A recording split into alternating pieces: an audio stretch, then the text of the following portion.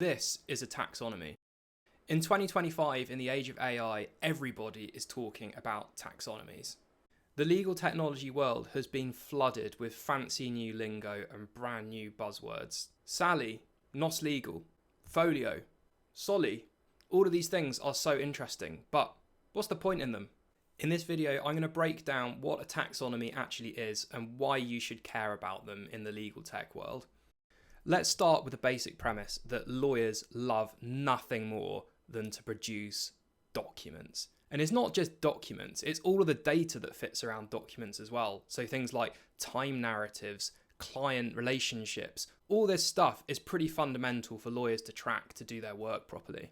Now, the exciting thing that people are looking at today is how they can get more out of this data. And there's two basic ways in which law firms might want to do that. First of all, your traditional knowledge management use case. Has anybody worked on a situation where?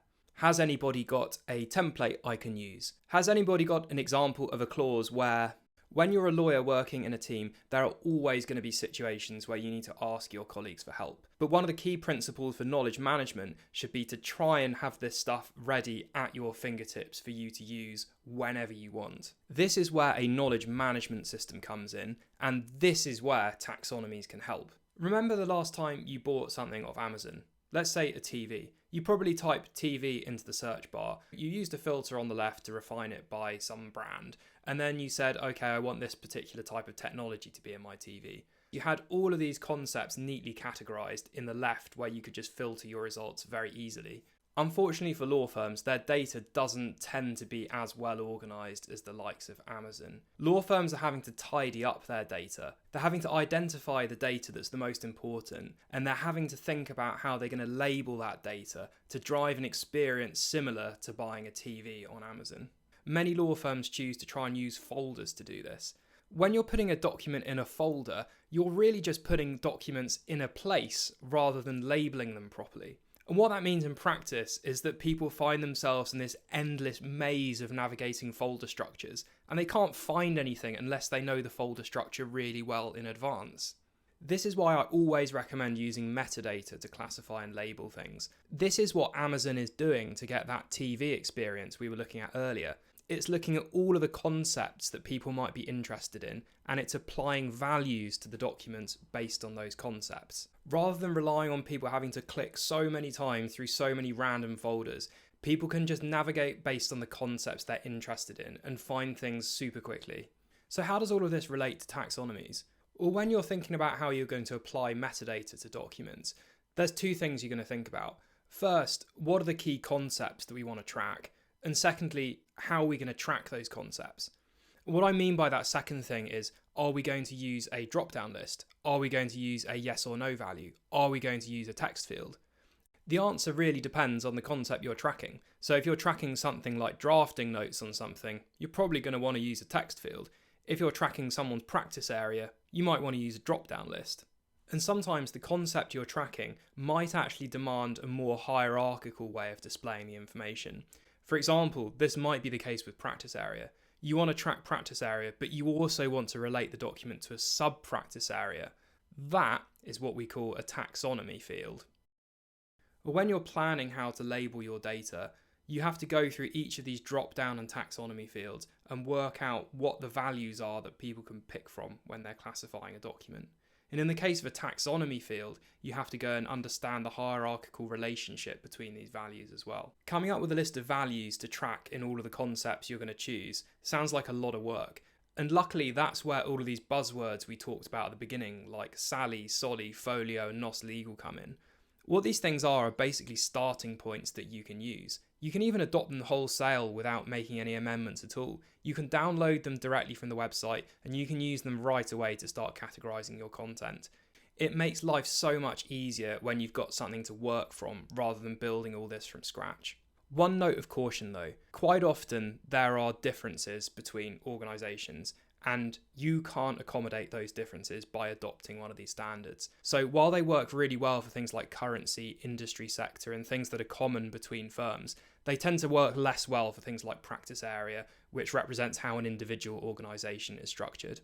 So a taxonomy is a hierarchical way of classifying information, And if you're really smart, you'll develop firm-wide vocabulary to make sure all of your teams are organising things consistently. To those of you listening carefully to what I've been saying, you'll have remembered that I said that knowledge management was just one purpose of taxonomies. The second purpose is around integrating business systems. But why would you want to do that? Doesn't integrating business systems just fall into that category of things that sounds really clever and techie but actually isn't that helpful to anybody?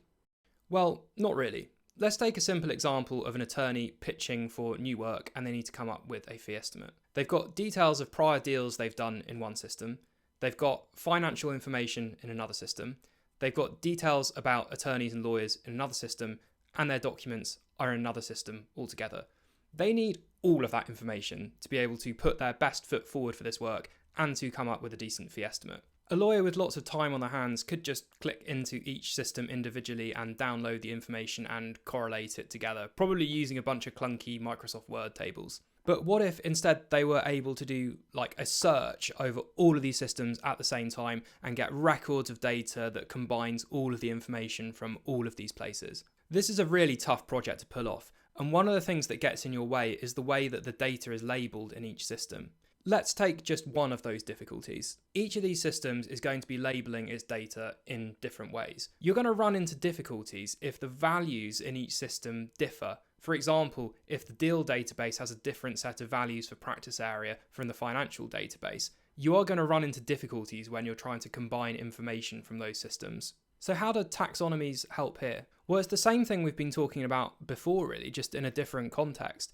The important thing is to make sure that you're defining the concepts you want to track, and where possible you're using a consistent set of values across your entire organisation when you're labelling things. And taxonomy standards like Folio, SALI and NOS Legal can give you a starting point that can at least make things consistent when you're building your systems. Even if you don't want to change the values in each individual system, you can also use these standards as a way of mapping the different systems together. There's too much detail to cover around how you actually do that in practice, but that is another way of getting that universal record when you're searching across multiple systems. So all a taxonomy really is a way of classifying data. I do wonder sometimes whether the word taxonomy has kind of taken on a bit of a life of its own. Taxonomies are important, but the thing that's more important is the degree to which you're labelling your data consistently. You can label your data with taxonomies, you can label them with lookups, you can label them with text fields. Taxonomy is just one small piece of the puzzle. The important thing is to choose the concepts that are relevant to your use cases and to use the right field type to apply that labelling to your data. And please, please, please, unless you have to, don't use folders. I hope you've enjoyed watching this video. There is plenty more to come from me on taxonomies. If you catch me in the pub and buy me a drink, you won't be able to stop me talking about them.